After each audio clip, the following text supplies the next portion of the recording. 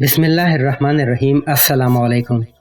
Urdu moral stories में आप सब दोस्तों को खुशामदीद। एक देहाती पहली दफ़ा अपने दोस्त से मिलने शहर गया। शहर वाले दोस्त ने गर्मजोशी से उसका इस्तकबाल किया और उसने अपने देहाती दोस्त को पूरे शहर की सैर करवाई। देहाती शहर घूम फिर कर बहुत खुश हुआ। इसके बाद वो देहाती को अपने घर ले आया और उसके लिए एक मुर्गी रोस्ट की गई।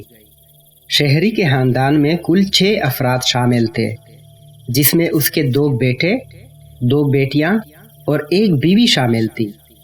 जब मुर्गी रोस्ट करके देहाती के सामने रखी गई तो शहरी ने देहाती का मजाक उड़ाते हुए कहा कि अपने मुबारक हाथों से मुर्गी तकसीम कीजिए। देहाती ने कहा कि मुझे इसका कोई तजुर्बा नहीं है, लिहाजा ये काम मुझसे ना करवाइए। मगर शहरी की जिद थी कि मुर्गी देहाती ही तकसीम करेगा। आखिरकार देहाती को हार मानना पड़ी। देहाती ने शहरी से कहा कि आप इस घर के सरबराह हैं, इसलिए इस मुर्गी का सर आपके हिस्से में आएगा। ये कहकर देहाती ने मुर्गी का सर काटकर शहरी की प्लेट में रख दिया। शहरी की बोलती तो उसी वक्त बंद हो गई थी।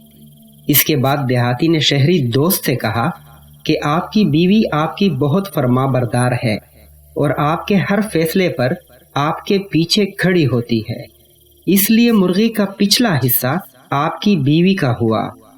इसके बाद देहाती ने शहरी के दोनों बेटों की तरफ इशारा करके कहा कि बेटे वालिदैन के बाजू होते हैं, इसलिए मुर्गी के दोनों बाजू आपके दोनों बेटों के हुए।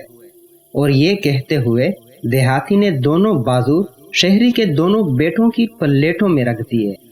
इसके बाद देहाती ने शहरी की दोनों बेटियों की तरफ इशारा करते हुए कहा कि बेटियां खानदान की इज्जत होती हैं और सारा खानदान उनके वकार पर खड़ा होता है, इसलिए मुर्गी की टांगों पर इन दोनों का हक बनता है।